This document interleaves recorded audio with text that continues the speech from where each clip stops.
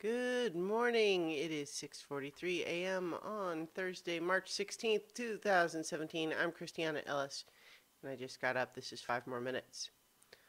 I am definitely sleep deprived. Yeah, yeah. Not been getting enough sleep this week. I'm doing okay, like I'm not about to collapse or anything, but it's just one of those things. It's like I have to keep a constant, vigilant monitor on myself to make sure I get enough sleep, and I've not, I've been, asleep at my post. No. Um, yeah. So anyway, I've had stuff to do. It's I think it's just a matter of needing to course correct. It's like when you're driving a long way, sometimes you have to adjust the steering wheel, right? You say, oh, the road's starting to curve, starting to get towards the line. Time to rotate that old steering wheel a little bit. Make sure I don't drive off the road. That's what I need to do. I need to adjust the steering wheel of my going to bed on time. I'm actually feeling pretty good this morning, but at the same time, suspicious of that. Like it's a trick. Because I definitely sort of stayed in bed dozing even after the alarm went off. My alarm, in case anyone is wondering, I don't think I have talked about this in a while. I learned long ago that if I have my alarm clock near, like within arm's reach of the bed, I am more than capable of hitting the snooze button without really waking up. And in order to not let that happen and lose all, where you can lose all track of how many times you may have pushed it, instead what I do is I have the alarm clock across the room.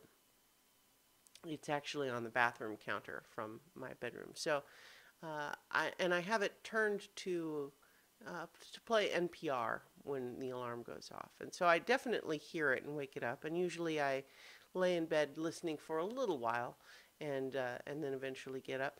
But today I definitely dozed a little bit even while it was playing, because by the time I finally got out of bed, I'd been dozing longer than I typically would. So even though right now I don't feel especially tired, I can feel that it's waiting. The sleep deprivation monster is waiting in the back of my mind, ready to spring forward when I least expect it, grab the front of my eyelids, and then drop, pulling my eyelids closed. And because that's how it works, it's invisible, this creature, and can move through physical matter selectively, like the vision. So when it's inside your head, it's not interacting with your brain meat. But then when it leaps forward and it grabs your eyelids, it solidifies its little talons just enough that it can grab on. And then when it drops down, applying the force of gravity to itself again, its weight pulls your eyelids down and then your head down like this, and then it lets go and your head snaps back up. And that's why you do that when you're sleepy. A lot of people don't know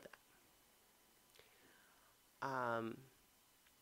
If you needed any clue or indication that I am in fact sleep deprived, that would probably do it, right?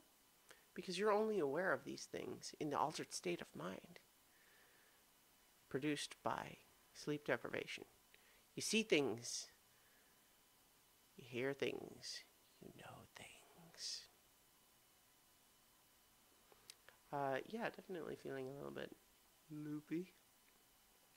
So Many Levels was great last night. I feel like we had a good session. There was a lot of ground covered, and I feel like I need to re-listen to it just to kind of even, like, I know the broad strokes of what we did, but to just get a sense of, like, did that actually go well? Because I was kind of in my own head for a lot of it.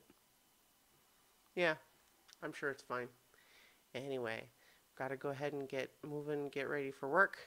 Um, get some caffeine in me uh, because I got to drive to work. And just like I don't want to drive off the metaphorical road, um, I also don't want to drive off the literal road. So I will have some caffeine, continue getting ready for work, and I'll talk to you tomorrow for 5 more minutes.